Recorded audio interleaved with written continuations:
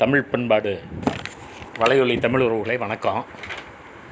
Car நாற்பதை முன்வைத்து சில செவ்வியல் கால உருபன்கள் மீட்பு பற்றி நாம் இப்போ சிந்திக்கிறோம். கார் நாற்பதில் அப்புன்னு ஒரு சொல் கிடைக்கிறது. இப்போ நம்ம அப்புன்னா குட்டி மனிதன் போன்ற சொல்லாட்சிகளை இக்காலத்தில் பார்க்குறோம். செவ்வியல் காலத்தில் இந்த அப்புங்கிற சொல் நீரை குறிக்கிறது.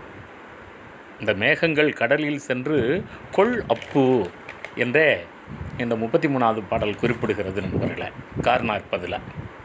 அப்போ இந்த நீர் என்கிற சொல், இந்த அப்பு தான் பிற்காலத்தில் ஆதி நீண்டு ஆப்புன்னா உணவுங்கிற பொருளை இப்போ கூட குழந்தைக்கு ஆப்பு விட்டுடு அப்படின்னு நாம் சொல்கிறோம். எப்படி திருவள்ளுவர் துப்பாருக்கு துப்பாயங்கிறது, அதில் இந்த துப்பு என்கிற தண்ணீர் என்கிற பொருளையும் உணவு என்கிற பொருளையும் பயன்படுத்துகிறார். அதுபோல் இந்த அப்பு என்கிற சொல் பேச்சு வழக்கில் அல்லது 20ஆம் நூற்றாண்டு வழக்கில் உணவு என்கிற பொருள் இன்றும் இருக்கிறது நண்பர்களே.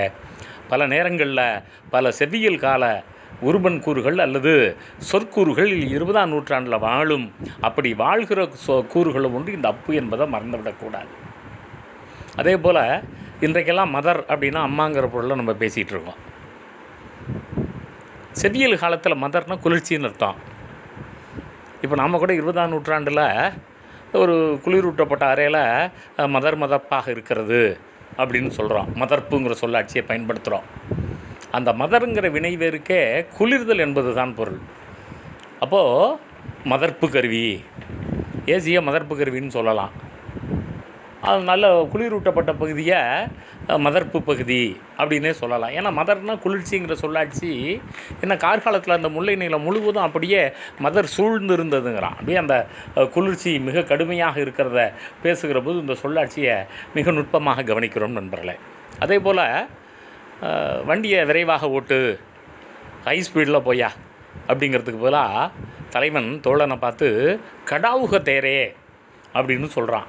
விரைவாக ஓட்டுக, பாக கடாவுக தேர் காரோட கண்டே. அந்த மேகம் மாதிரி வேகமாக ஓட்டியா, அந்த மேகத்தை பார்க்குறல 32வது பாடலில் கார் நாற்பதில் இந்த கடாவுக ஒரு சொல்லாட்சி இருக்குது. அப்போது இந்த கடாவுதல் அப்படின்னா அதிவேகமாக செல்லுதல், மிக வேகமாக செல்லுதல். அப்போது ஒரு ஹை ஸ்பீடு இன்ஜின் அப்படின்னா கடாவு பொறி அப்படின்னு சொல்லலாம். ஒன்றும் பிழை இல்லை. இப்படி தான் மீட்டெடுக்கணும். நம்ம பழம் சொற்களை மீட்டெடுப்பது எப்படி அப்படிங்கிறத பார்க்குறோம்.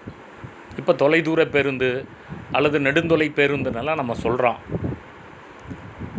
சேன் இகம் அப்படின்னு ஒரு சொல்லாட்சி பேசப்படுகிறது. சேன் இகந்தார், தொலைதூரம் சென்றார். அப்போ இந்த இகம் அப்படின்னா செல்லுதல், சேன்னா தொலைதூரம். சேன் இகந்தாருங்கிற சொல்லாட்சி ஒரு 20 இடங்களுக்கு மேலே செவ்வியல் இலக்கியத்தில் பார்க்குறோம். நண்பர்களே, பவர்னு ஒரு சொல்லாட்சியை பார்க்குறோம். சாதாரணமாக ஆங்கிலத்தில் பவர்னால் மின்சாரம், பவர்னால் அதிகாரம், அந்த மாதிரி தான் நம்ம 20ஆம் நூற்றாண்டு அந்த சொல்ல பார்த்துக்கிட்டு இருக்கோம். ஆனால் செவ்வியல் காலத்தில் பவருங்கிற சொல்லுக்கு இலைதலைகளாலான கொடி என்பது பொருள் நண்பர்களே. ஆமாம், எரி பவர் சூடி நிறைய இலக்கியங்களை பார்க்குறோம். இந்த கார் நாற்பதில் மட்டும் இல்லை, நெடுங்கொடி உளிங்கை பவரோடும் இடைந்து புறநானூறு.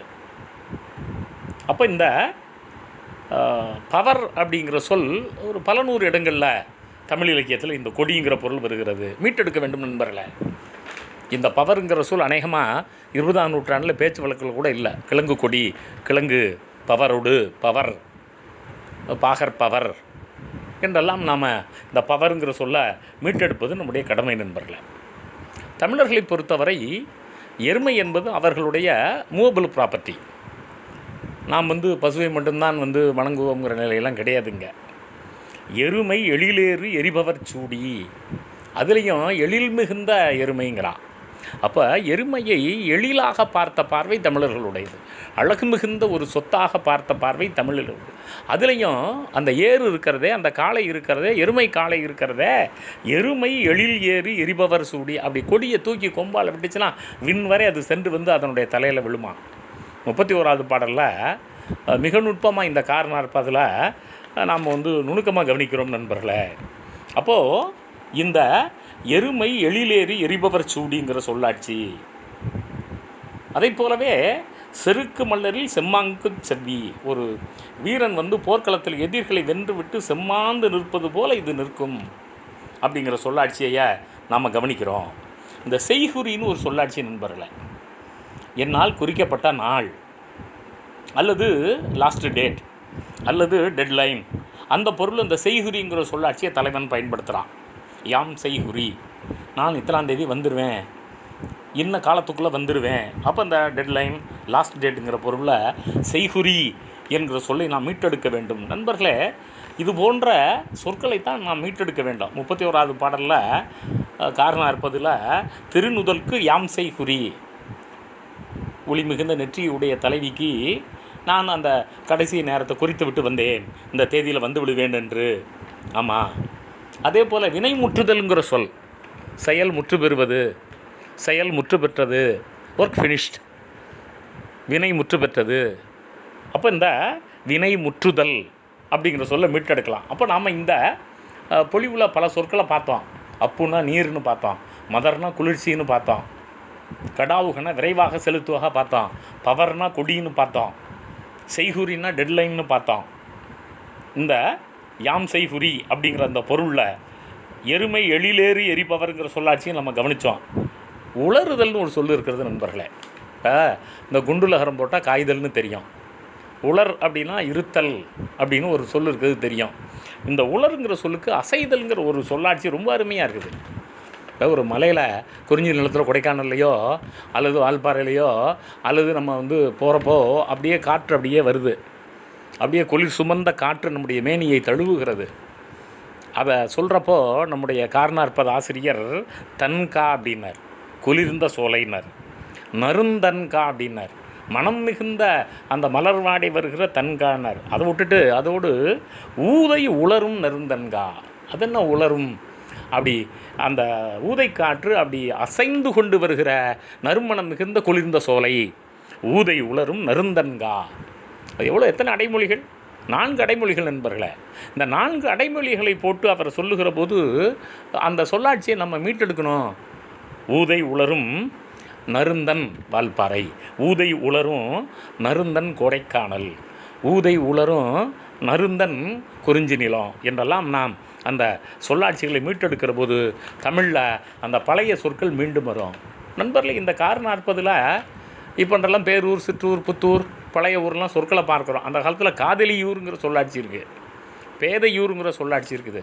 அநேகமாக இந்த காதலி ஊர் அப்படிங்கிற சொல்லாட்சி வேறு எந்த இடத்துலையும் இழைக்கிற மாதிரி எனக்கு தெரியல. அதே போல் எப்படி இந்த ஊதை ஊரும் நருந்தன்காங்கிறது அந்த கூலிங் கிளைமேட்டுக்கு சொன்னோமோ, அது மாதிரி இந்த செவ்விங்கிற சொல்லாட்சி கூட பயன்படுத்தப்படுகிறது. செவ்விங்கிறது காலம்ங்கிற பொருளையும் வருது. அது அந்த அந்த அகரனுக்கு பல பொருள்கள் இருக்கின்றன. அப்போ இந்த அலர்தல்ங்கிற அசைதல்ங்கிற பொருளோடு இதுவும் இணைந்து வருகிறத பார்க்குறோம். தலைவியை சென்மொழி தலைவி, சிலமொழி தலைவி, இந்த சென்மொழிங்கிற சொல்லாட்சியும் கூட நம்ம மீட்டெடுக்க வேண்டும். முருகியம்னு ஒரு சொல்லாட்சி வருகிறது நண்பர்களே. குறிஞ்சி பறைக்கு முருகியம்ங்கிற ஒரு சொல்லாட்சி இருக்கிறது, மிக நுட்கமாக நாம் பார்க்குறோம். முல்லை நிலத்தையே இருந்தன் புறவு என்று இவர்கள் குறிப்பிடுகிறார்கள். ஆலி என்கிற சொல் வருகிறது நண்பர்களே, குண்டுலகரம். ஆலினா ஆலங்கட்டி மலைக்கு ஆலி என்பது பெயர்.